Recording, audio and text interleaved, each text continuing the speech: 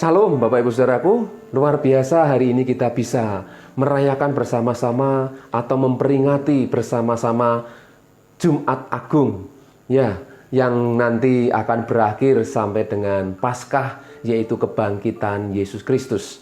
Bapak Ibu Saudaraku, ada orang yang berkata bahwa Jumat Agung atau Paskah itu adalah peristiwa yang sangat penting dibandingkan yang lain. Tapi saya mau katakan Bapak Ibu Saudaraku, peristiwa Paskah, bahkan Natal itu semuanya penting Bapak Ibu Saudaraku. Ya, peristiwa Natal dan Paskah adalah peristiwa yang sama-sama penting. Tidak akan ada peristiwa Paskah jika tidak dimulai dengan peristiwa Natal. Betul ya Bapak Ibu Saudaraku. Ya, demikian juga sebaliknya. Natal tidak akan sempurna jika tidak ada peristiwa penyaliban dan kebangkitan. Jadi ada 3 tahapan yang ingin saya ingatkan kepada kita semua, yaitu kelahiran, kemudian kematian, dan dilanjutkan dengan kebangkitan. Dan endingnya adalah naik ke surga.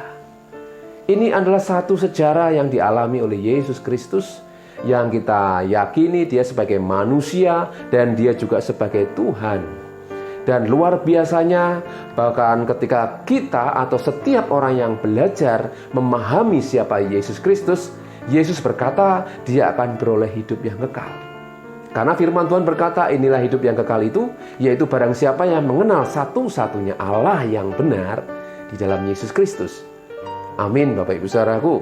Ya, jadi kembali lagi 3 peristiwa ini, yaitu kelahiran, kemudian kematian, dilanjutkan kebangkitan dan naik ke surga. Ini adalah endingnya. Ini kita harus sungguh-sungguh memahami peristiwa ini secara utuh Bapak Ibu Saudaraku. Tidak bisa dipisahkan. Ya. Seperti halnya kehidupan kita. Kita tidak bisa hidup hanya waktu kita pas enak-enak saja. Tapi pas tidak enak pun yang sangat menyakitkan, mengecewakan, bahkan menyedihkan. Ketika kita mengalami tekanan, ya kegagalan, kejatuhan, kita harus belajar untuk menerima semuanya. Kalau kita menerima yang baik-baik, yang enak-enak, semua orang bisa Bapak Ibu Saudaraku. Ya, seperti itulah kehidupan. Ya, utuh. Kita rindu mengenal Tuhan kita secara utuh, tidak separuh-paruh. Jadi jika ada Bapak Ibu Saudara yang masih mengenal Yesus separuh-separuh, mari kita belajar bersama untuk bisa lebih mengenal siapa Yesus Kristus sebenarnya. Jika Tuhan saja mau menerima kita utuh Bapak Ibu Saudara, mengapa kadang kita sendiri sebagai manusia tidak bisa menerima diri kita secara utuh? Ketika kita mau belajar tentang Yesus Kristus, kita harus belajar secara utuh. Seperti hidup kita menerima diri kita apa adanya, kekurangan dan kelebihan. Demikian kita mau belajar tentang pribadi Allah yang sesungguhnya di dalam Yesus Kristus. Mari kita renungkan makna Jumat Agung bagi kita. Jumat Agung adalah bagian di mana Yesus mengalami masa-masa yang berat. Dan Jumat Agung adalah puncak di mana Yesus sebagai manusia, dia harus rela memberikan tubuhnya sebagai korban penebus dosa.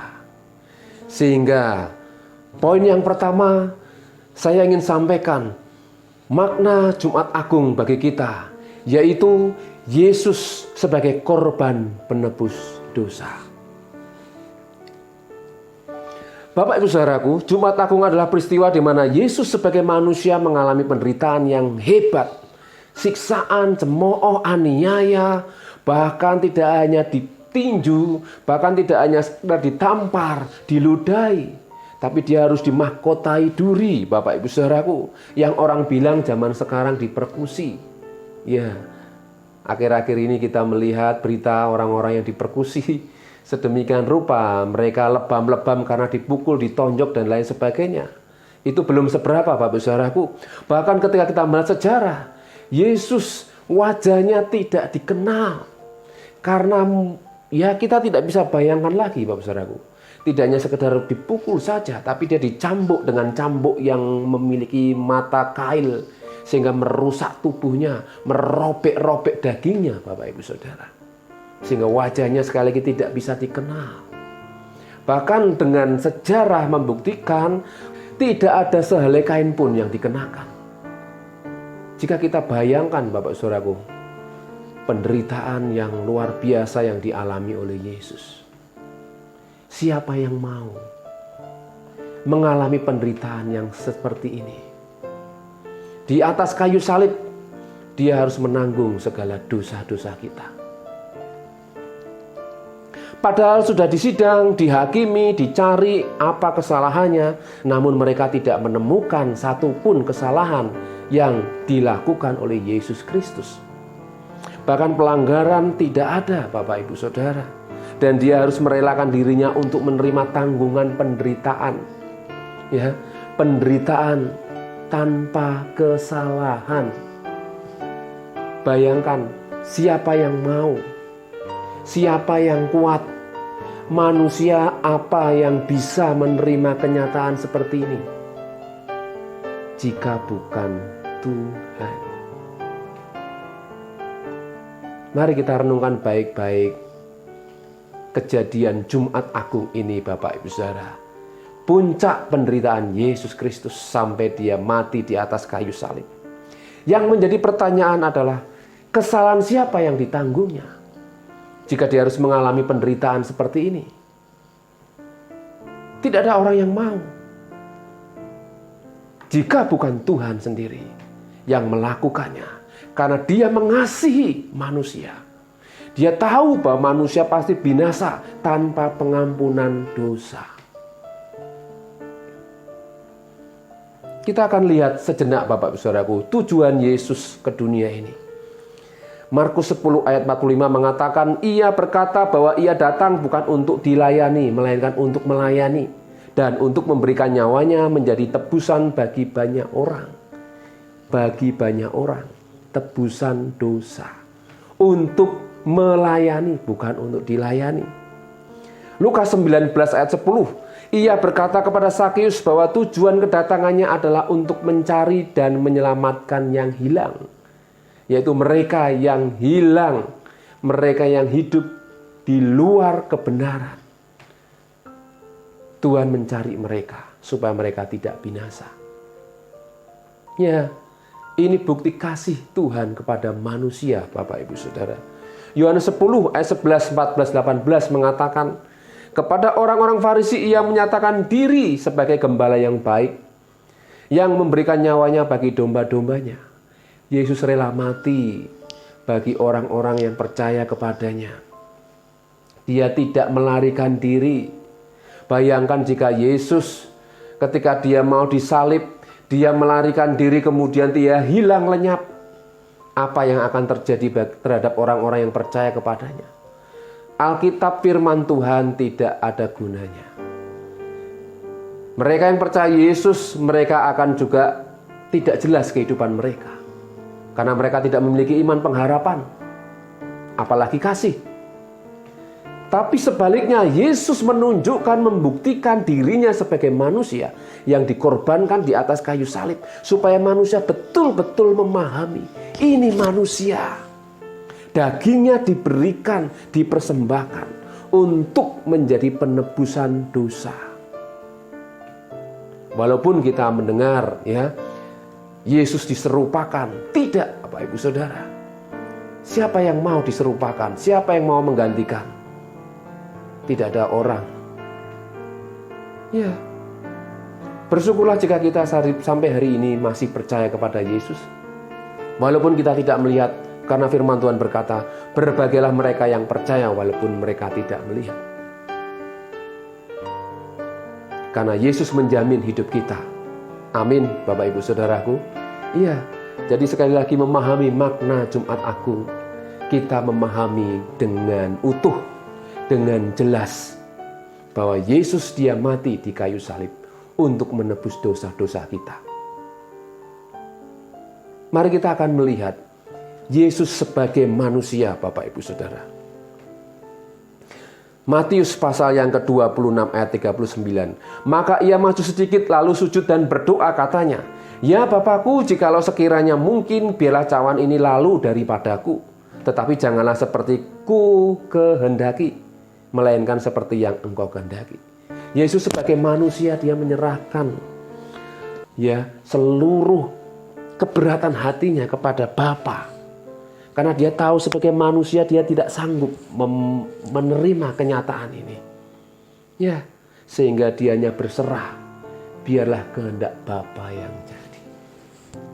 Tidak hanya itu Bapak Ibu Saudaraku, ayat yang ke-37 mengatakan dan ia membawa Petrus dan kedua anak Zebedeus sertanya. Ya, butuh support seolah-olah ya. Memang dia manusia juga kadang butuh support Saudaraku. Maka mulailah ia merasa sedih dan gentar. Yesus merasa sedih dan gentar. Tidak perlu kita tutupi Bapak Ibu Saudaraku, karena Yesus harus dikenal secara utuh. Dia merasa sedih dan gentar. Ayat 38. Lalu katanya kepada mereka, hatiku sangat sedih seperti mau mati rasanya. Ya, karena dia manusia. Dia memang harus mati. Yesus membuktikan bahwa dirinya adalah manusia, supaya manusia memahami keberadaannya. Tidak ada yang bisa dibanggakan selain hanya kita kembalikan kepada Tuhan Sang Pencipta. Amin. Mari kita renungkan, kita pahami secara utuh Yesus sebagai penebus, korban penebus dosa manusia. Jadi sekali lagi Bapak Ibu Saudaraku, ketika kita memahami makna Jumat Agung, yaitu masa-masa yang sangat berat bagi Yesus sebagai manusia. Dia harus merelakan tubuhnya untuk disalibkan, untuk mengalami penderitaan di luar batas wajar manusia. Tapi dia harus menerimanya itu, karena itu sebagai bukti kasih Allah akan dunia ini. Supaya barang siapa yang percaya kepadanya tidak binasa, melainkan beroleh hidup yang kekal. Amin Bapak Saudaraku. Sehingga poin yang kedua, yaitu supaya yang percaya kepadanya beroleh hidup yang kekal. Luar biasa. Yohanes 6 ayat 39 mengatakan, dan inilah kehendak Dia yang telah mengutus aku, yaitu supaya dari semua yang telah diberikannya kepadaku jangan ada yang hilang. Jangan ada yang hilang. Ya, supaya mereka yang percaya kepada Yesus, mereka itu dikumpulkan. Ya, dikumpulkan untuk apa saudaraku? Supaya aku bangkitkan pada akhir zaman. Dibangkitkan. Ayat yang ke-40 Yohanes 6. Sebab inilah kehendak Bapakku, yaitu supaya setiap orang yang melihat anak dan yang percaya kepadanya beroleh hidup yang kekal, dan supaya aku membangkitkannya pada akhir zaman. Jadi ini janji Tuhan sendiri. Mereka yang percaya kepada Yesus, mereka akan dibangkitkan pada akhir zaman. Dan setelah dibangkitkan tentunya seperti Yesus tadi, ada kelahiran, ada kematian, ada kebangkitan, kemudian naik ke surga. Mereka yang percaya kepada Yesus akan memperoleh hidup yang kekal, yaitu bersama Yesus di surga. Ini makna Jumat Agung Bapak Ibu Saudara. Bukankah Ibrani pasal 9 ayat 27 mengatakan, dan sama seperti manusia ditetapkan untuk mati hanya satu kali saja, dan sesudah itu dihakimi. Jadi setelah manusia semuanya mati, baik yang di dalam Kristus atau yang di luar Kristus mati, semuanya itu akan dihakimi. 2 Korintus 5 ayat 10 mengatakan, sebab kita semua harus menghadap tahta pengadilan Kristus, supaya setiap orang memperoleh apa yang patut diterimanya, sesuai dengan yang dilakukannya dalam hidupnya ini, baik ataupun jahat. Semua akan menghadap tahta pengadilan Kristus.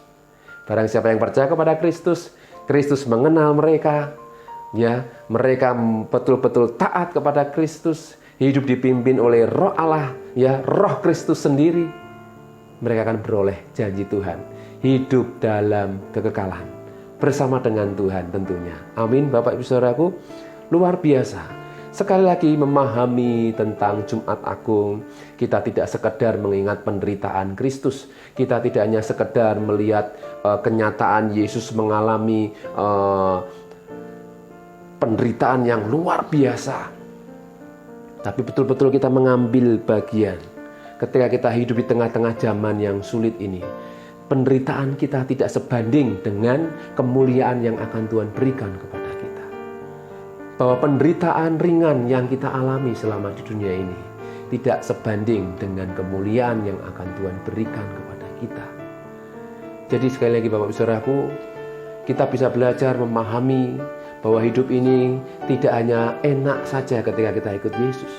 Kita pun kadang juga harus menderita. Kadang kita harus berani mengambil bagian penderitaan Kristus ketika kita mau hidup taat kepada Tuhan.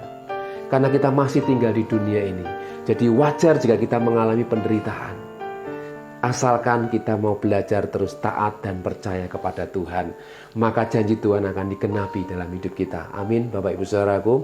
Saya akan akhiri renungan hari ini dengan Yohanes 11 ayat 25 sampai 26. Jawab Yesus, akulah kebangkitan dan hidup. Barang siapa percaya kepadaku, ia akan hidup walaupun ia sudah mati. Dan setiap orang yang hidup dan yang percaya kepadaku tidak akan mati selama-lamanya. Percayakah engkau akan hal ini? Percayalah saudara, bahwa di dalam Yesus ada kehidupan, jaminan hidup yang kekal. Amin. Tuhan Yesus memberkati. Mari kita akan berdoa. Bapa di surga, terima kasih hari ini kami sudah mendengarkan renungan singkat, memahami makna Jumat Agung. Dan kami percaya ketika kami betul-betul mengenal Engkau secara utuh sebagai manusia dan sebagai Tuhan, maka Engkau akan memberikan kami keselamatan, kehidupan, yaitu bersama dengan Tuhan dalam kerajaan surga. Berkati kami semua yang sudah mendengarkan firman Tuhan hari ini. Berkati hidup kami, keluarga kami, pekerjaan, pelayanan kami, kota kami dimanapun kami berada, bahkan bangsa dan negara kami serahkan di dalam nama Tuhan Yesus. Berikan damai sejahtera, ketenangan. Bahkan para pemimpin dan pejabat negeri ini, kami juga serahkan mereka semua dalam tangan kuasa-Mu. Berikan roh takut tunduk otoritas Tuhan. Presiden, wakil, para menteri, seluruh aparat negara, dari pusat sampai daerah-daerah. Berikan mereka hikmat, takut akan Tuhan, sehingga bangsa ini juga beroleh keselamatan di dalam Engkau. Ampunilah bangsa kami, pulihkanlah negeri kami, selamatkanlah bangsa Indonesia. Terpujilah nama-Mu Tuhan. Kami serahkan hidup kami. Kiranya damai sejahtera Tuhan melimpah-limpah sepanjang hari ini sampai Tuhan Yesus datang kedua kali. Kami mengucap syukur dan berdoa. Haleluya. Amin. Tuhan Yesus memberkati.